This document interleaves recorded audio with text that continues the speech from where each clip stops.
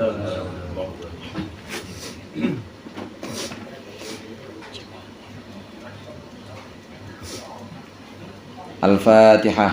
A'udzubillahi minasyaitonir rajim. Bismillahirrahmanirrahim. Alhamdulillahirabbil alamin arrahmanir rahim maliki yaumiddin.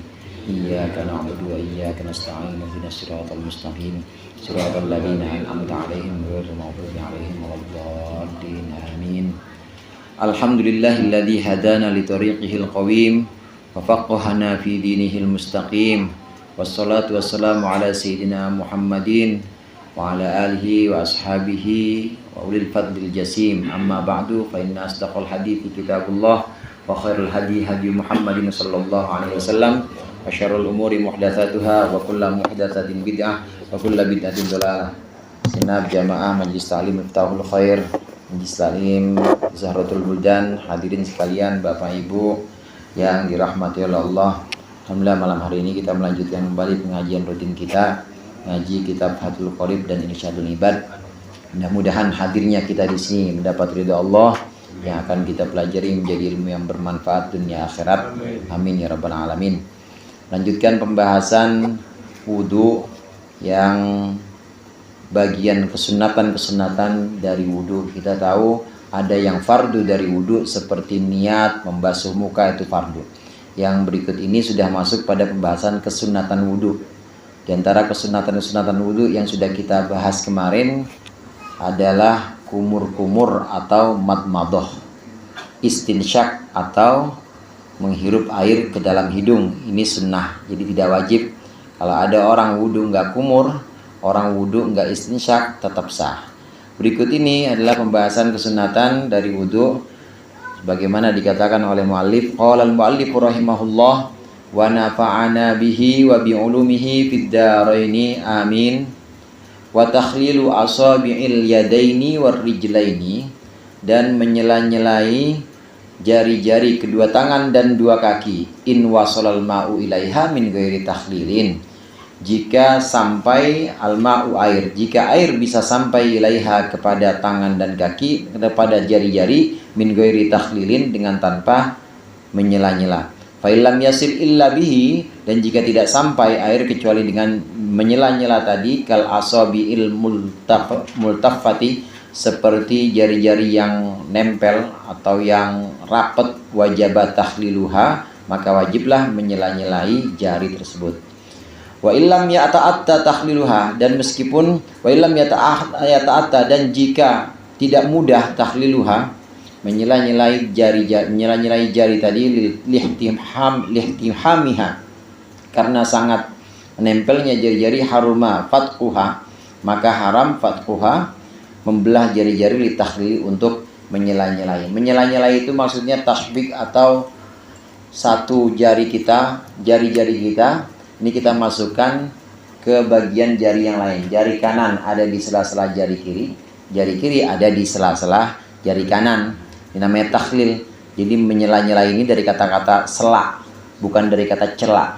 Kalau nyela-nyela kan yang pantas dicela siapa ya? Dia menyela nih. Nah, ini bukan dari kata cela, bukan, tapi dari kata sela. Menyela-nyelai jari ini hukumnya sunnah jika air dalam keadaan normal itu bisa masuk. Jari kita jari yang normal semuanya. Orangnya juga orang yang tubuhnya proporsional, nggak gemuk-gemuk amat, nggak kurus-kurus amat. Jadi kalau air biasa begitu aja nyampe ke sela-sela jari, maka hukumnya sunnah untuk menyela-nyelai seperti ini. Jadi caranya begini, di sela-sela. Yang di luar biarin aja, gak ngeliat. Nah, cara-caranya begini. Bukan masuk ya. Oke, kayak ngomong sama orang gagu. Ngerti gak Bang? Nggak kelihatan kan ya? Ya, jelas-jelas itu begini. Ini kalau air bisa sampai tanpa disela-selai, maka hukumnya sunnah. Tapi kalau air tidak sampai kecuali dengan cara menyela-nyela ini, kayak orang gemuk, itu nggak mungkin sampai tuh jarinya, karena saking jarinya jempol semua, jadi gede-gede banget. Itu nggak bisa masuk air kecuali dengan cara menyela-nyelai atau takhlil ini, maka takhlil hukumnya wajib, bukan sunnah. Ma la yatimmu bihil wajib fahuwa wajib. Sesuatu di mana hal yang wajib itu tidak bisa sempurna kecuali dengan dia, maka dia hukumnya jadi wajib juga. kita menyampaikan air atau mendatangkan air ke sela-sela jari, hukumnya wajib.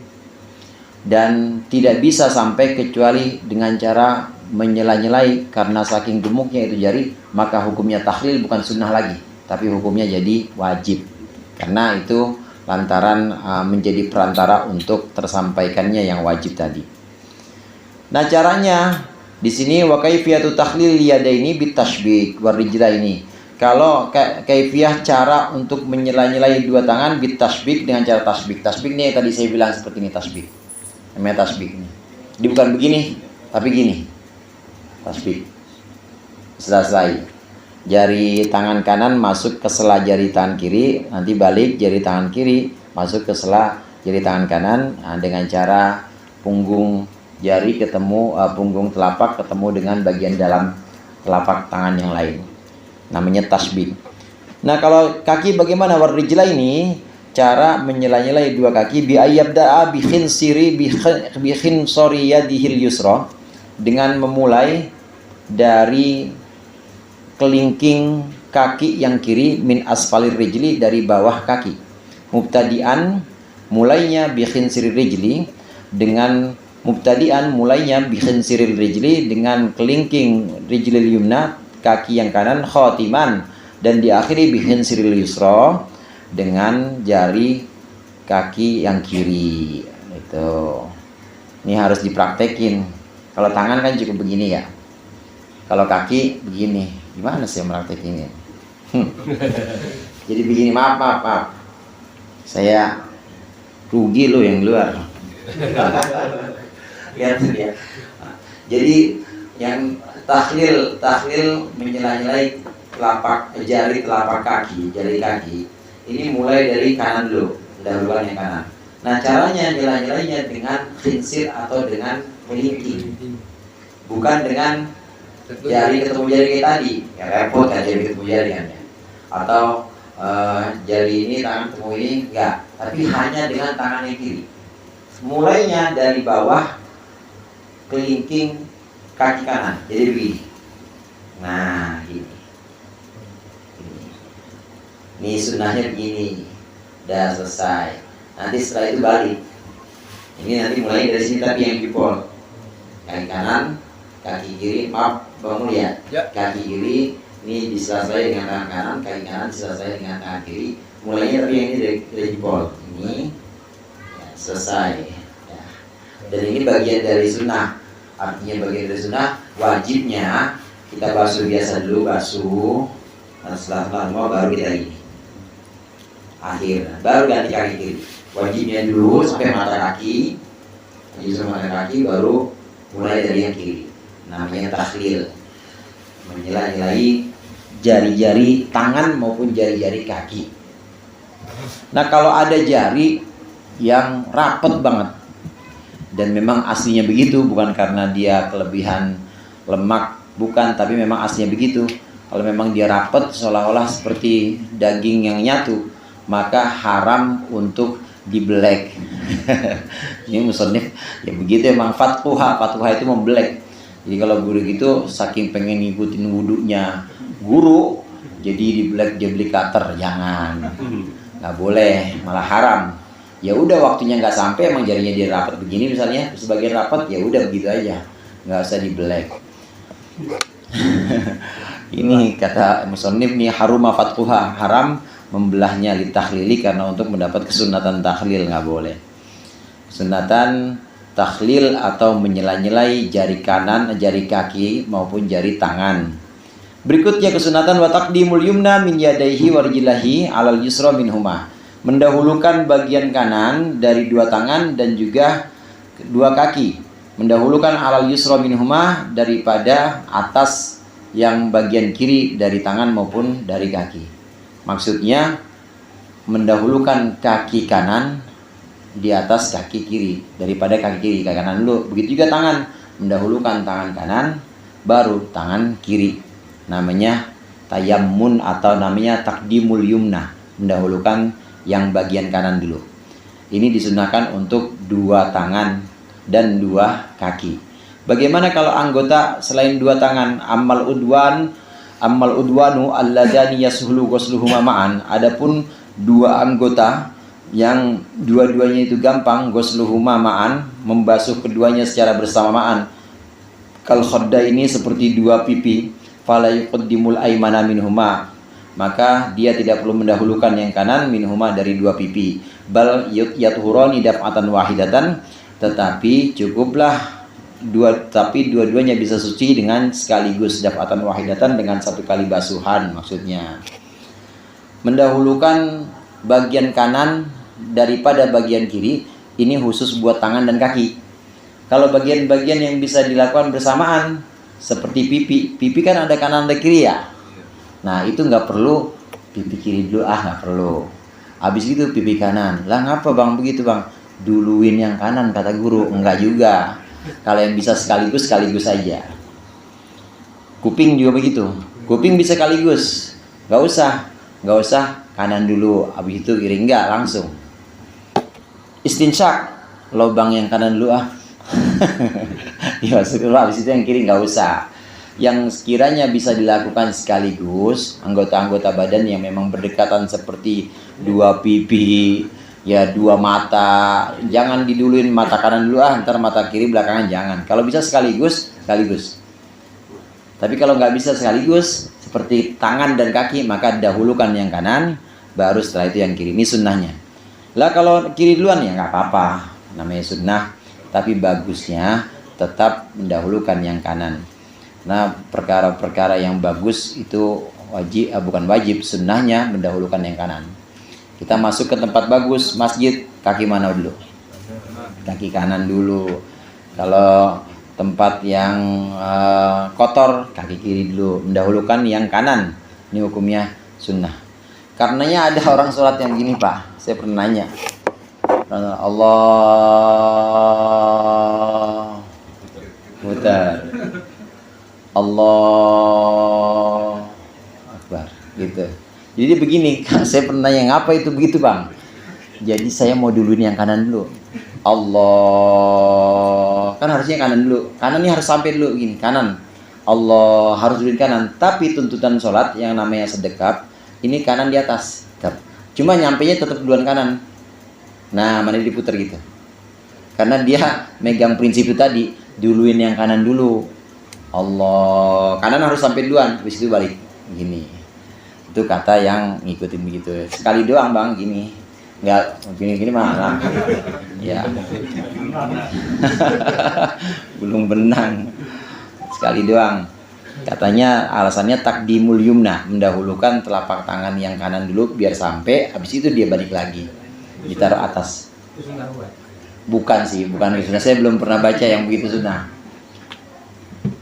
Wa dzakara musannifu sunniyata tatlitil udul maghsuli wal mamsuhi fi qawlihi, dan musannif pengarang menyebutkan kesunatan 3 kali membasuh anggota yang dibasuh dan yang diusap fi qawlihi, dalam ucapan musannif wat taharatu talatan, dan membersihkan atau toharoh 3.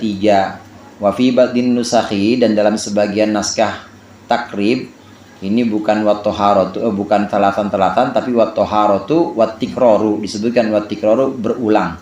Ailil maghsuli wal mamsuhi, maksudnya untuk anggota yang dibasuh maupun yang diusap. Kita pernah bahas perbedaan antara basuh dengan usap. Kalau basuh, gosala yang silu, airnya ngalir. Kalau usap, masahayam sahu, airnya nggak ngalir. Bagian yang diusap itu kepala, usap. Kuping, usap. Jadi nggak perlu airnya dialirin sampai masuk lubang kuping, bunyi deng, jangan. Orang bukan mengalirkan atau bukan membasuh tapi diusap. Cukup tangan kita basah aja namanya diusap.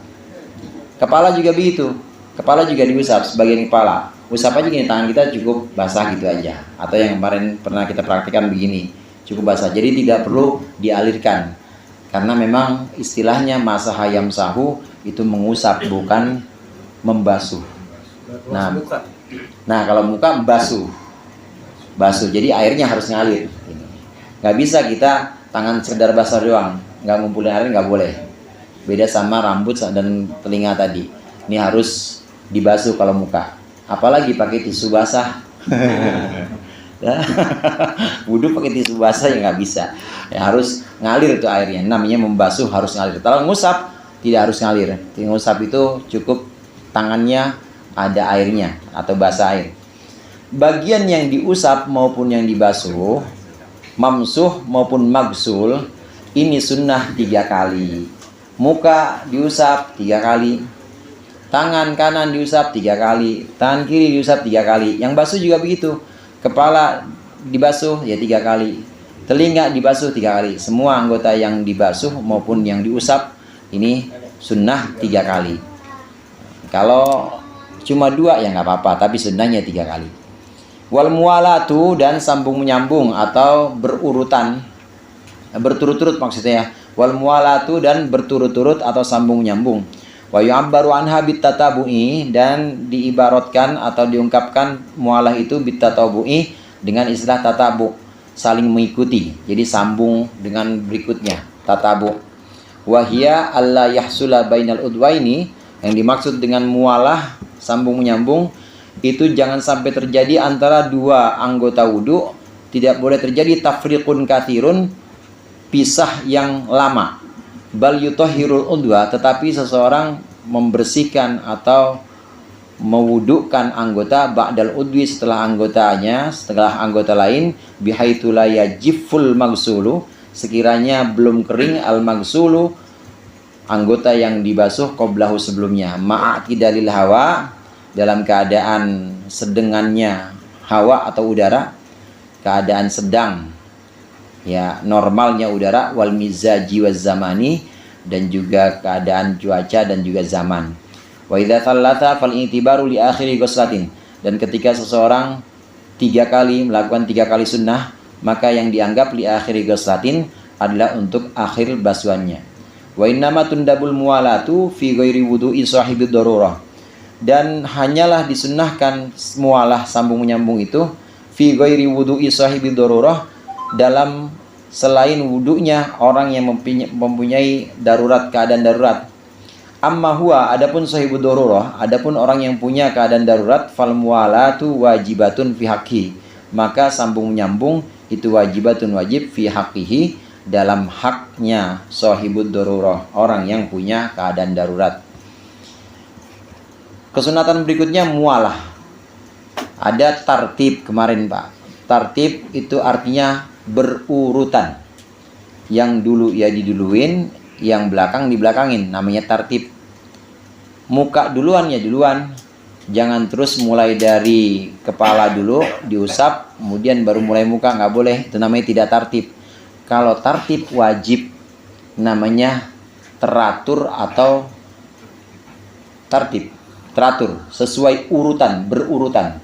Nah kalau mualah ini bukan berurutan, tapi sambung menyambung atau berturut-turut. Jadi beda antara berurutan dengan berturut-turut. Istilah bahasa Arabnya mualah tatabu. Kalau berturut-turut itu sambung menyambung, artinya berkesinambungan. Setelah anggota misalnya muka dibasuh, belum sampai kering itu muka, lanjut tangan. Tangan udah selesai basuh kiri kanan, belum sampai kering, maka lanjut kepala. Itu namanya mualah. Ini hukumnya sunnah. Jadi kalau tidak mualah, kalau tidak sambung menyambung, bagaimana? Ditunda. Ada pemisah yang lama. Habis muka, ternyata penalti. Penalti. Dia nonton dulu, udah gitu berantem dulu lagi wasit sama ininya. Kan lama tuh. Sampai kering muka. Kemudian selesai itu gol, akhirnya gol. Lanjutin wudhu, nggak mulai dari awal, mulai dari tangan. Sah nggak? Sah. Asal antara muka dengan penalti tadi kagak kentut. Kalau kentut ulang lagi dari awal. Nah, asal nggak ada yang membatalkan, ini muka udah kering, kemudian dilanjut dengan tangan, boleh. Tapi nggak dapat kesunatan mualah tadi. Nggak dapat kesunatan mualah atau berturut-turut sambung menyambung. Ini untuk keadaan orang normal. Tapi kalau ada sahibud darurah istilah di sini, orang yang punya kelainan, orang yang punya satu keadaan darurat, nggak boleh. Mualah itu tidak sunnah. Mualah itu hukumnya wajib. Sahibud dororoh contohnya orang yang punya penyakit beser, kencing mulu, beser salis, istilah bahasa Arabnya itu beser, jadi keluar terus dia. Ada juga orang yang punya penyakit kelamin misalnya, atau perempuan punya darah namanya istihadah, jadi bukan siklus haid, tapi dia udah lewat dari siklus haid, udah 15 hari tapi masih keluar, itu kan najis terus. Nah, orang yang punya penyakit seperti ini namanya sahibud dororoh, beser, atau ada penyakit kelamin keluar terus tanahnya misalnya, atau istihadah tadi udah bukan siklus haid tapi darahnya keluar terus. Untuk orang yang seperti ini maka wajib mualah, wajib sambung menyambung, nggak boleh ditunda. Itu orang yang beser tadi, dia habis muka nonton bola dulu, nggak boleh, wajib mualah. Karena kalau dia nunda berarti dia numpuk najis. Semakin dia lama nunda muka sampai kering, berarti itu antara muka yang udah kering dilanjut dengan tangan itu udah ada najis yang lain, berarti dia numpuk najis. Maka tidak boleh tidak mualah, dia wajib mualah. Nah, kalau orang normal yang nggak punya penyakit misalnya, ini mualah hukumnya sunnah. Tapi kalau untuk orang yang punya penyakit atau kelainan, mualah hukumnya wajib. Ini perbedaan antara mualah untuk orang normal dengan mualah untuk orang yang punya penyakit. Wa baqiya lil wudu'i sunanun ukhra madhkuratun fil mutawwalat. Dan tersisa lagi masih ada lil wudu'i untuk wudu sunanun ukhra, kesunatan-kesunatan lain, madhkuratun yang disebutkan fil mutawwalati, dalam kitab yang dipanjangkan pembahasannya. Istilah mutawwalat itu istilah kitab yang panjang-panjang pembahasannya. Seperti kitab misalnya I'anatut Thalibin, atau kitab ya syarahnya ini Al-Bajuri misalnya. Ini kitab-kitab mutawwalat yang panjang pembahasannya. Masih ada kesunatan-kesunatan wudu yang lain. Di antaranya kesunatan membaca doa. Ada juga doa-doa tertentu saat kumur-kumur, doa tertentu saat membasuh tangan, saat basuh kaki, Allahumma tsabbit qadami ala sirat, dan seterusnya. Doa setelah wudu itu juga masuk pembahasan kesunatan dalam kitab-kitab yang panjang pembahasannya. Ini pembahasan wudu sudah selesai. Jadi sekali lagi ada orang-orang yang disebut sahibud dororoh di sini, maksudnya orang yang punya penyakit atau punya kelainan. Sahibud dororoh bukan hanya dalam wudu, dalam waktunya wudu dia juga harus wudu setelah masuk waktu sholat. Kalau orang yang nggak punya kelainan, dia sehat, wudu jam 11:30, zuhurnya baru 11:30 atau jam 12 masih boleh. Belum azan dia wudu nggak apa-apa. Kayak kita wudu maghrib misalnya jam 6, wudu dari jam 5, wudunya jam 5 boleh. Jam 5 emang ngapain wudu? Sholat asarnya jam 5 dia. Ini namanya jamaah itu. Jamaah ya, namanya jamak ngawur. Jam 5 dia wudu belum batal. Nah, wudu ini masih boleh dipakai buat wudunya maghrib kalau orang sehat. Tapi kalau sahibud dororoh nggak boleh. Dia wudu buat sholat maghrib harus wudu baru setelah masuk waktu sholat maghrib. Karena dia diwajibkan untuk membersihkan dulu, membersihkan, ganti tuh semuanya yang kena najis. Masuk waktu sholat maghrib baru mulai wudu di situ. Keluar terus biarin aja, nggak apa-apa keluar. Itu termasuk uzur yang diperbolehkan karena memang nggak bisa dibendung, keluar aja. Kenapa nggak boleh di luar waktu sholat? Karena kalau di luar waktu sholat berarti dia numpuk najis tadi. Jadi wudunya orang yang sahibud dororoh ini tidak sah kecuali setelah masuk waktu sholat. Kalau orang sehat boleh wudu maghrib dipakai buat isya boleh, wudu isya dipakai buat subuh boleh. Begadang itu isya pakai buat subuh. Enggak Ustaz, isyanya jam 4:15. Ngapa itu isyanya? Saya ngeledek setan. Kan kata setan, wah bablas nih bablas. Ternyata sholat. Kata setan, sialan gue dibohong, ternyata dia sholat juga. Gara-gara ngapain tuh? Nonton bola. Faslun fil istinja'i wa adabi qadil hajat Wallahu a'lam bishawab.